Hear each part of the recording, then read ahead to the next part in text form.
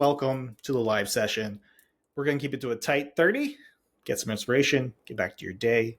This is not a session where we're going to talk about scaling back your business or even scaling up your business. What we are going to do is talk about how to choose the right things to spend your time doing so you can enjoy your business and your life more.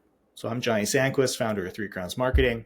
I'm your host. Super excited to introduce Jason Nachreiner, who's my guest, and he's going to be Thank sharing you. his insights. So Jason, founder of Ridgetop, you act as a strategic advisor to business leaders. Lots of other experience, been in wealth management for a long time. Thanks for being here, dude. I tell you, just this version of Johnny is my favorite because, like, there's the part that I talk to on a not public basis, and then there's this version. I'm so impressed by him. Thank you. Thank It's you a very for different allowing version. me. I love it, and thank you for having me today. This is going to be entertaining. Um, I think, do we just start with the motto? So, I think that's the whole point of this. sure, go ahead. What's your motto? Well, I think This is like what everybody first should have a intrigued me. motto, right? Everybody should have a motto or a reason that you want to get out of bed in the morning. And my motto, I decided a while back, is that when I wake up, I'm only going to do the things that I want to do. And so that is how I have molded what I have become, or molded myself into what I've become. And I've had a lot of really cool people along the way help me get and take my mindset and turn it into a way to make a living. And ironically, at some point, Johnny's going to tell his side of the story because he really likes the motto too. I do. It's a great motto. Yeah. It's a great Not motto. to spin it, but we're not going to go with what's the motto with you, but you are going to have a slogan, right? And so, yeah, today, people call me a lot of different things.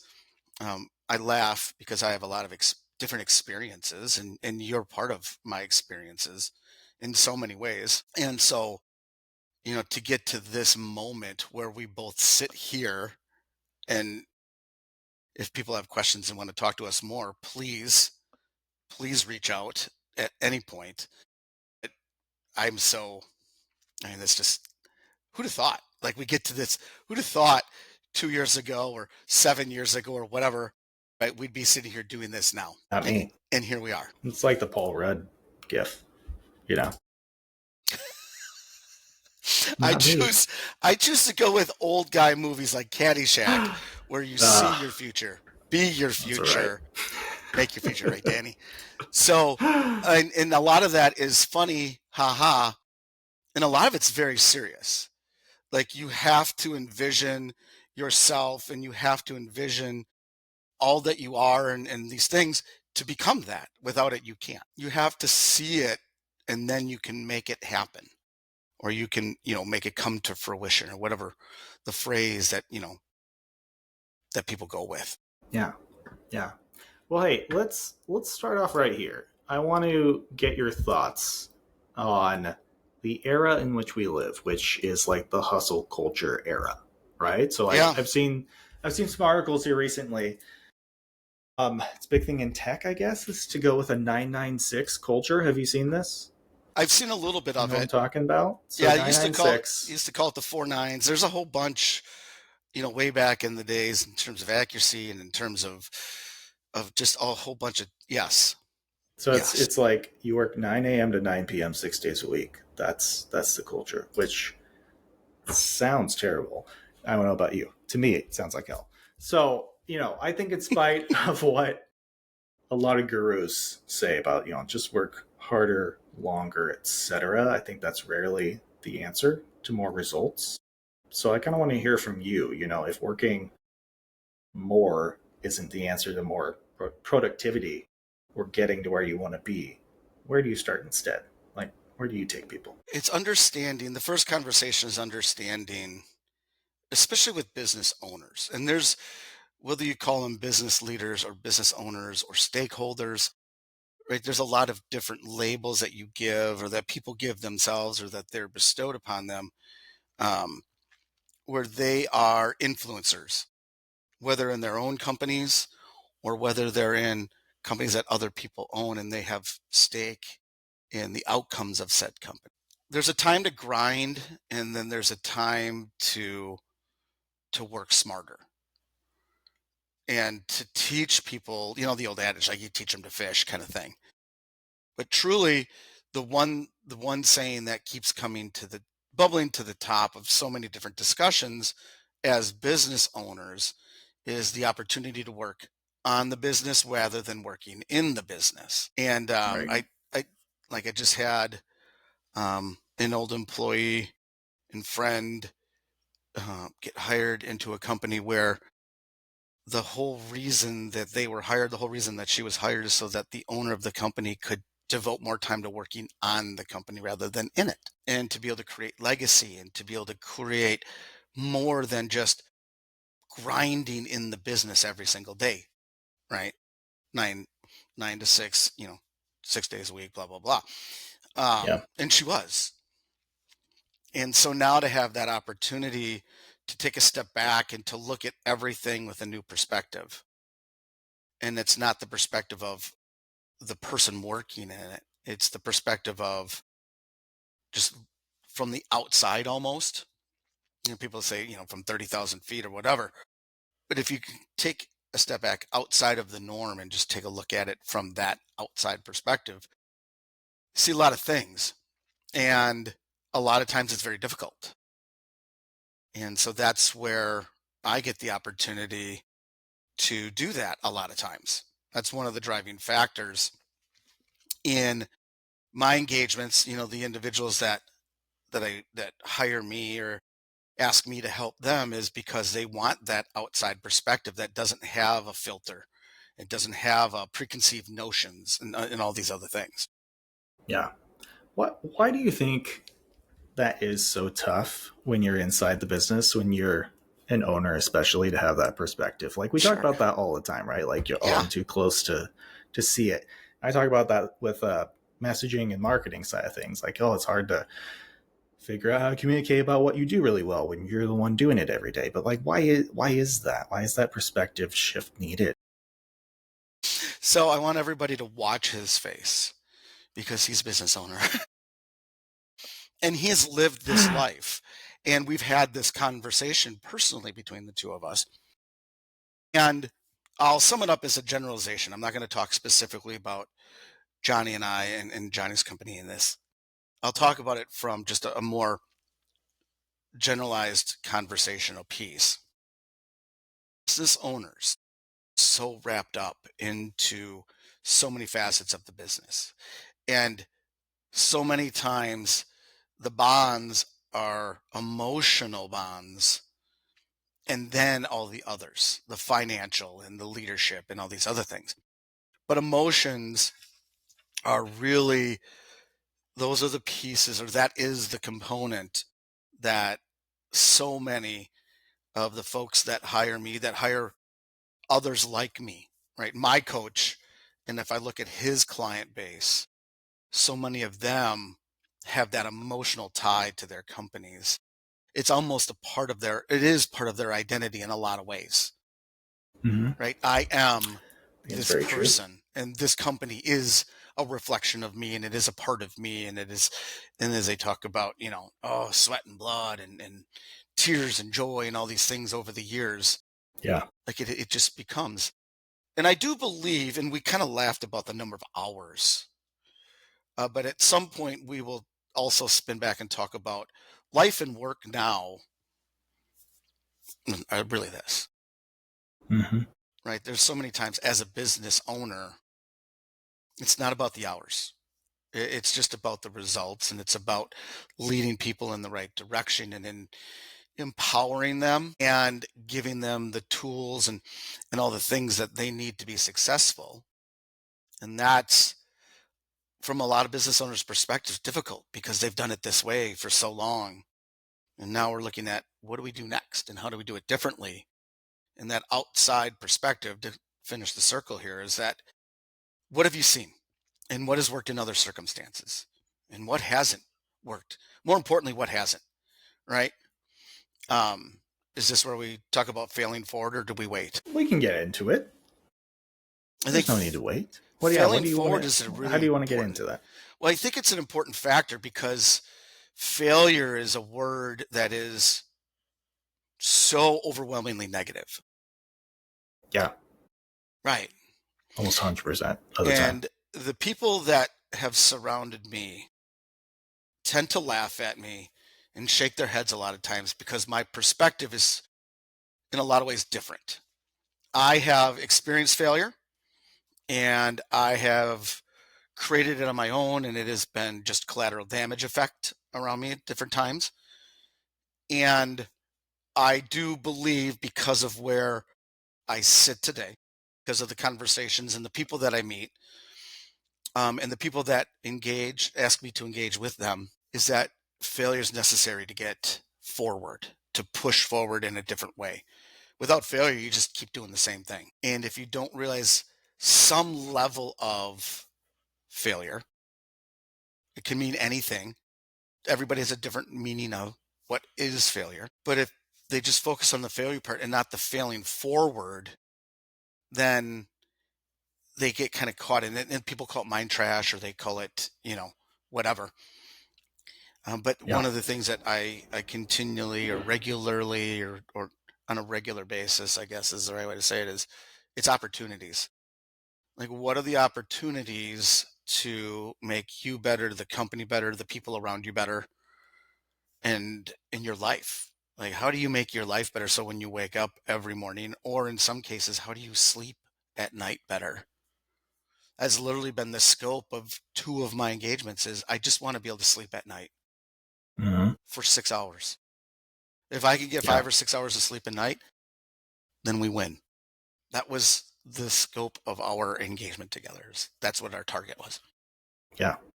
Yeah. And so getting folks to the mindset where they could relax enough, have the confidence in others, in the systems and these other things that make companies go, that they could actually sleep at night. Part of that conversation, I think, in giving confidence to others, or like being able to sleep at night with yourself, and one of the hardest things for like business owners to figure out, I think, especially as their business grows, is figuring out what they need to stop doing, right? And part of that probably start delegating to other people. So how do you take the clients that you work with, how do you take them through that process to decide what it is they need to stop so that they can actually grow? It's Because not is that easy. right? Like, It's I feel like more uncomfortable. often than not, it's like you gotta stop more things than you need to start new things. Yeah. It's uncomfortable at first. Just say it. For a lot of people, it's uncomfortable and it's awkward Mm-hmm.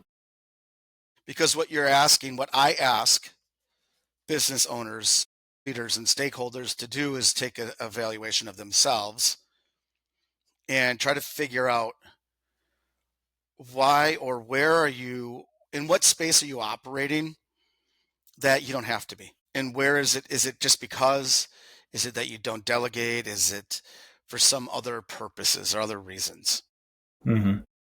And to understand where value is really realized and how much,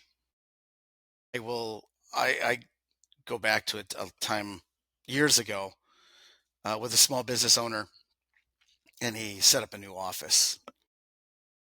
And he's got all the boxes, and he didn't really set it up. He ordered all the stuff. Like, here's all the stuff. It's all sitting in the hallway, right? And he wound up hiring this high school kid to come in and set the thing up and throw the boxes in the bin. And he's sitting in there, and the next Monday morning, I'm like, hey, your office looks great. I said, how long did it take you? He goes, I don't know. I hired a high school kid to go do it. I'm like, no kidding. He goes, yeah. Like, I'm worth X dollars an hour. It makes no sense for me to do this. I'll give that kid over there a couple $100 to go set it up. Boom, done. I'm continuing down this path where I'm most useful, and I'm going to give this kid a chance to make some extra fun money. And he happens to be, a friend of the family, blah, blah, blah. He's my buddy's kid or whatever it was.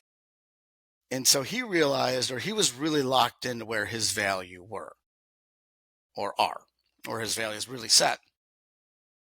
And so, like, that's just, kind of like the old sales guy example or whatever, some glorified story. But it truly, there's so many times where a business owner doesn't have the wherewithal because they're caught in the minutia of the regular grind, that they don't stop and ask themselves, is this really the most valuable thing that I should be doing right now? Or even worse, is this the most valuable thing I should be doing in general?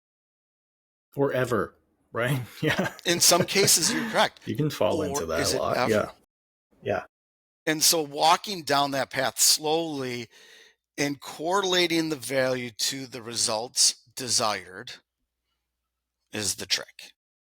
To keeping, and they tell you, keep your eyes focused on the target. Keeping business owners focused on the different kinds of results that they're looking for that they forget about or they don't prioritize because normal life has just rearranged their priorities or their focuses.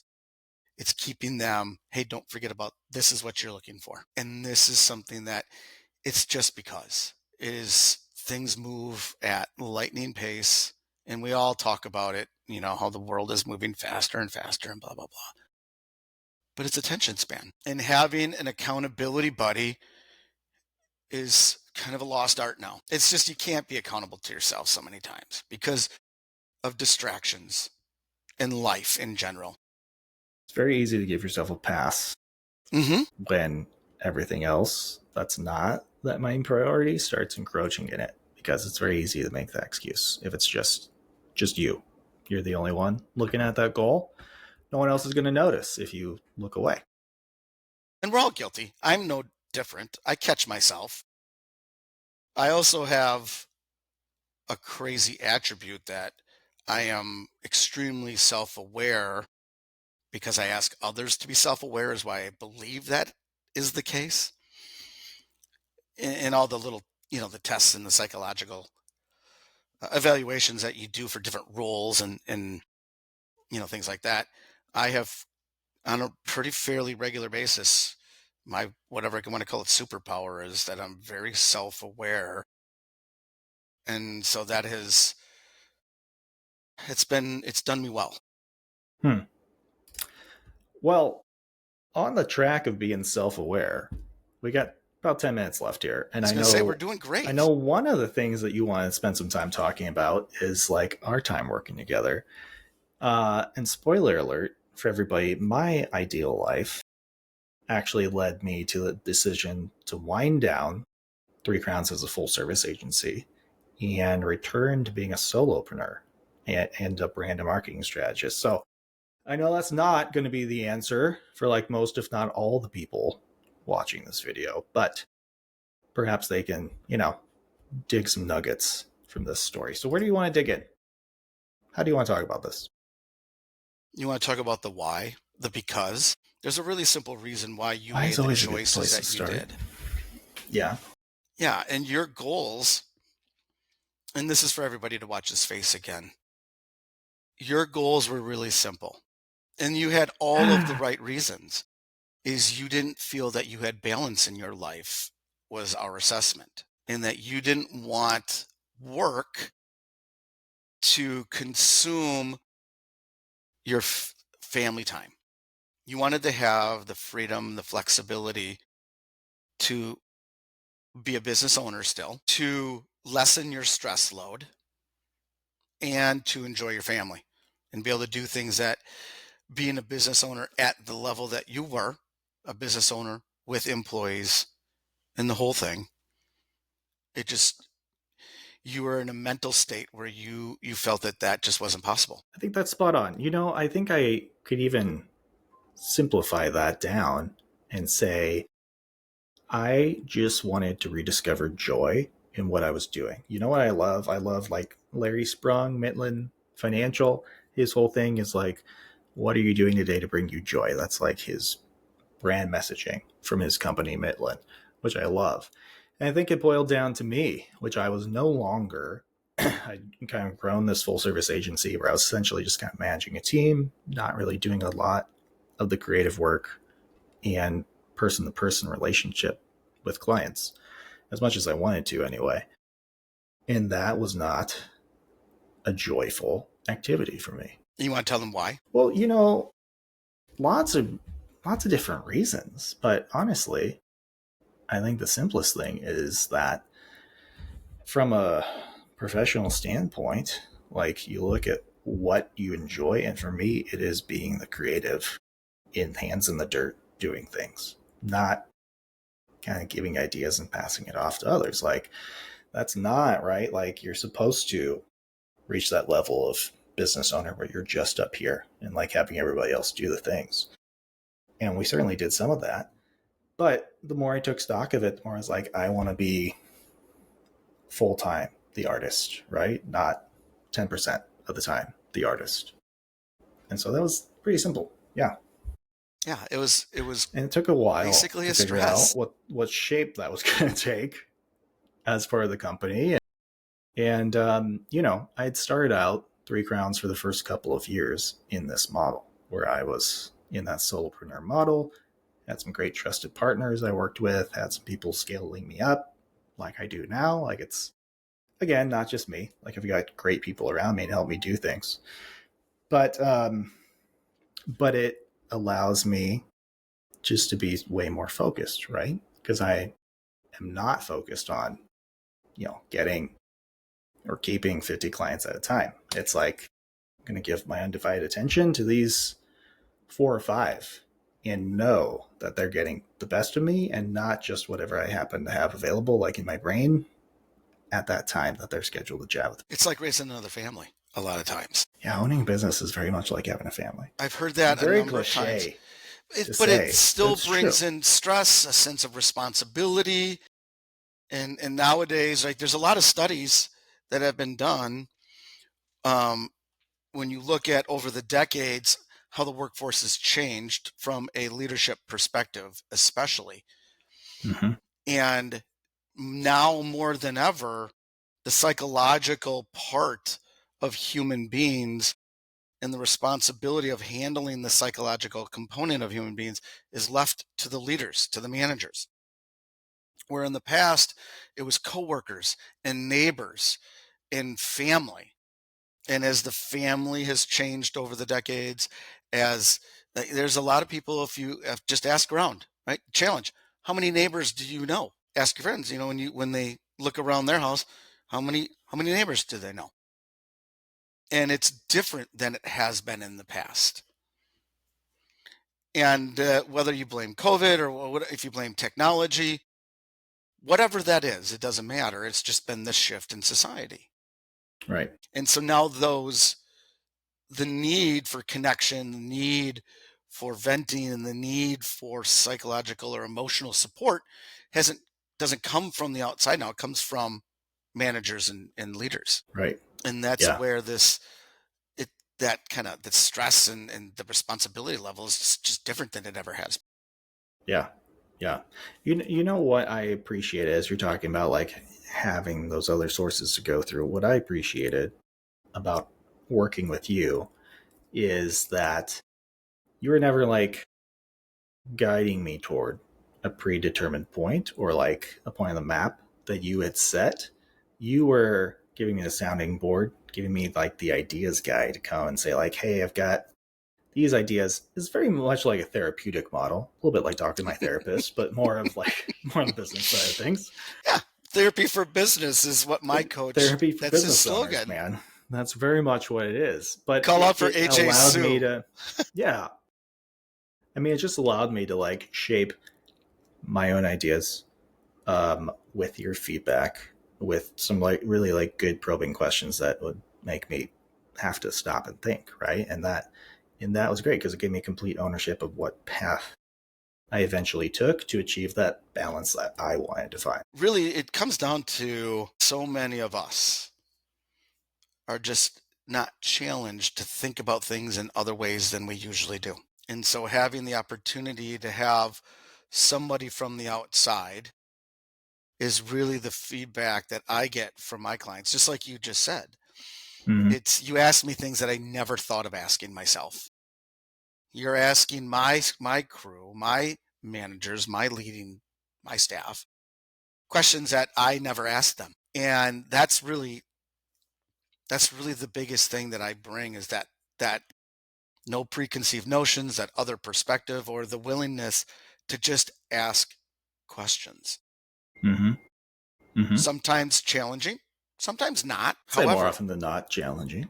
sometimes Yeah, some for of it a sure. little less challenging than other questions, That's and some true. of them are difficult. You Yeah. have to be, there's a lot of people that just don't like asking those difficult questions. They call them courageous conversations, is what I was taught. Mm-hmm. Mm-hmm. And it starts with those difficult questions. Yeah. Well, I think this kind of goes back to you were talking earlier in this chat about the role of failing and failing forward. Mm-hmm. And that whole being uncomfortable and failing, those things go hand in hand because you have to be uncomfortable to grow. And really, if you're trying to grow in the right places, you're going to experience some failing along the way because that's where growth comes out of as well. So really this conversation is really just coming back into a nice little loop to how it started. Based on our timing, that was exceptionally well done. I mean, It I don't was. know, just for the record, folks, we didn't set that up at all. That happened No. organically. Amen. All right, Jason, we've got like a minute left here. We're going to keep it tight to 30 minutes. So what's the best way to get hold of you? How can people discover you and your coaching services?